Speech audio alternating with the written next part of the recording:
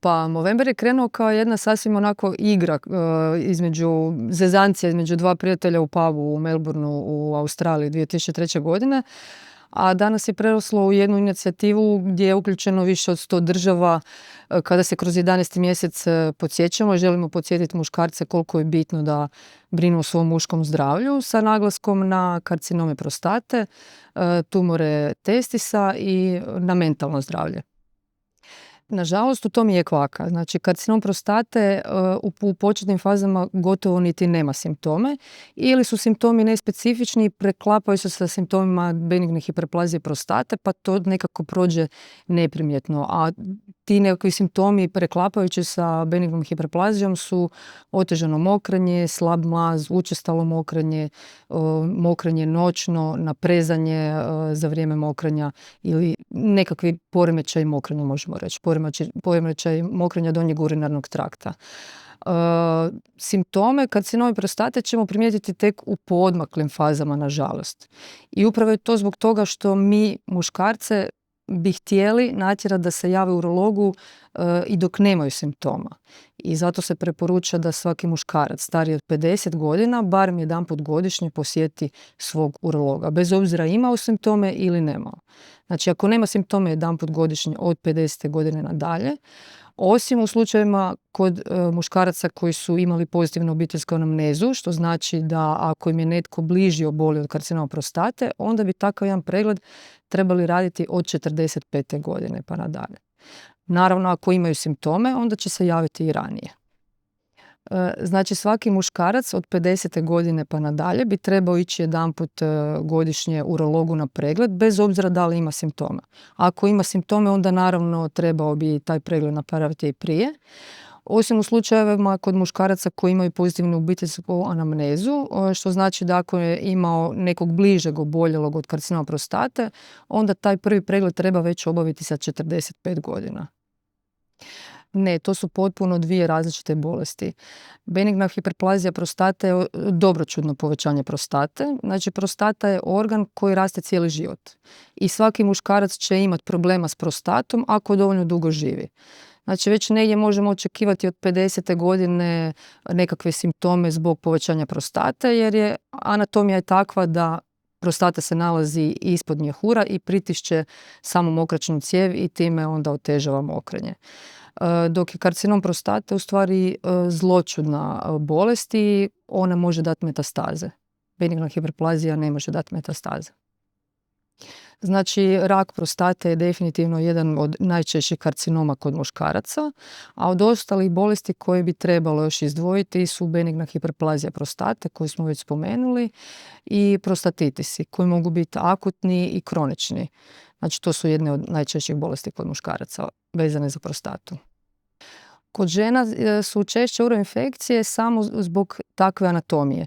Ženska uretra je kratka, a od njezin vanjski otvor se nalazi vrlo blizu probavnog trakta, vrlo blizu anusa, tako da bakterije koje se inače normalno nalaze kod svakog čovjeka u probavnom traktu vrlo lako mogu preći u urinarni trakt gdje se one inače ne bi trebale nalaziti i upravo zbog toga vrlo lako mogu pokupiti bilo kakav uroinfekt.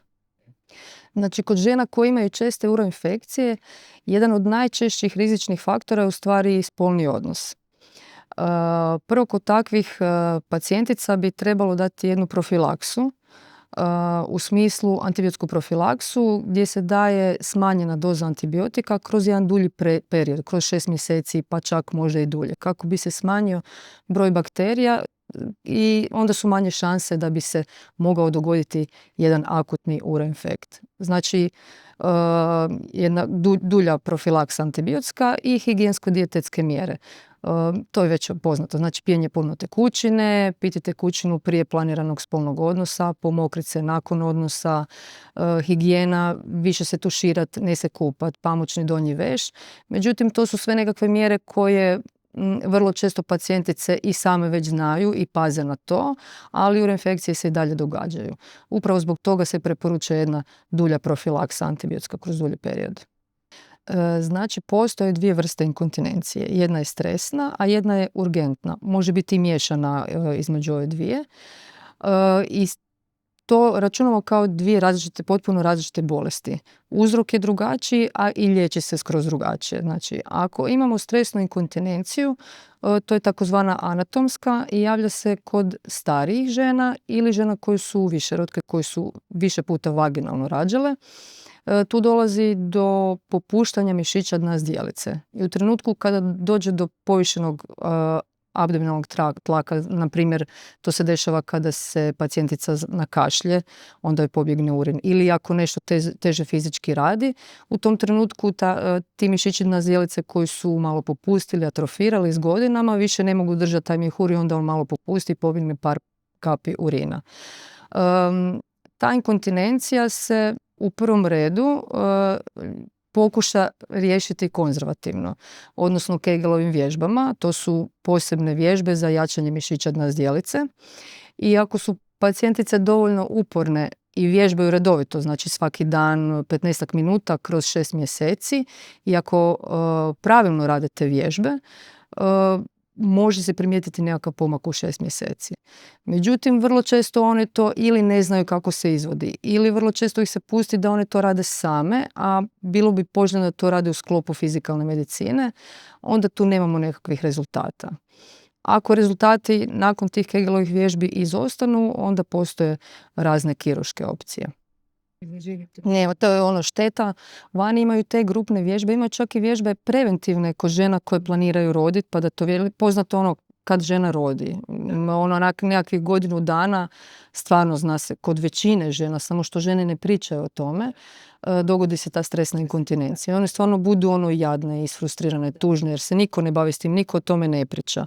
Vani postoje vježbe za žene koje planiraju roditi ili su rodile pa im se to događa da ih se nauči vježbati te vježbe. Ono što je zanimljivo kod tih vježbi, ako ćete ih pravilno raditi, možete ih stvarno raditi maksimalno 15 minuta, jer su toliko teške, jer to su inače mišići koji mi inače uopće ne koristimo. I onda zaista one s vremenom atrofiraju i treba baš ciljano raditi te vježbe. I vani imaju stvarno te... Ja sam bila na jednom kongresu gdje su nas pokupili ko je htio i radili smo kao grupne te vježbe. Bome je bilo jako teško. Znači, ako ih pravilno radiš, ono jako je teško pratiti. 15 minuta maksimalno, sav si uznojan i ne možeš više. I mislim da bi se puno više tih inkontinencija moglo rješavati na taj način, da se ne ide na operaciju, kad bi stvarno bili uporni. Jer mi njih pustimo, damo im na papiriću, imaju nacrtane te vježbe, one ili vježbaju, ali ne kako treba, ili ne vježbaju. Onda dođu nakon par mjeseci, kažu da su vježbale, da im nije ništa pomoglo. Ali svakome će pomoći, većini, 90% slučajeva će pomoći ako vježbaju kako treba. Kamenci, bubrežni kamenci se mogu javiti i kod žena i kod muškaraca. Naravno, muškarci jesu nešto podložniji, omjer je 3:1. Znači, muškarci 3 puta češće oboljevaju od kamenaca nego žene, mada danas zbog takvog načina života i lifestyle-a i drugačije prehrane i žene imaju sad nešto malo češće nego što su prije imale, ali da, podložni su i žene i muškarci kamencima. Da. Ovako, urodinamika je skup pretraga koja je jedina objektivna metoda kod bilo kakvih poremećaja mokrenja. Znači, ako imamo bilo kakav poremećaj mokrenja, a zanima nas objektivno koji je uzrok, što se može napraviti, kako to riješiti, terapije, što se može očekivati od terapije, urodinamika je jedina pretraga kojom ćemo mi dobiti odgovore na sva ova pitanja.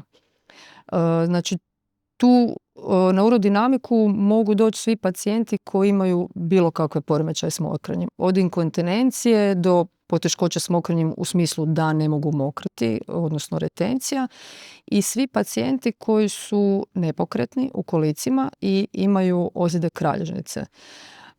I to je ona u biti možda i najbitniji podatak, jer kod nas trenutno u Hrvatskoj ima jako puno nepokretnih ljudi koji nikada urodinamiku nisu napravili.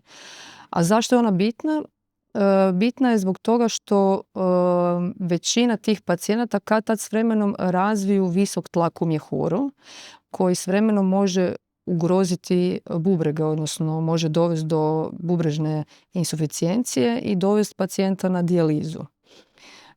I u trenutku kada on krene mokriti s visokim tlakom, onda se već treba raditi nekakva terapija ili operacija ili staviti kateter na ispust.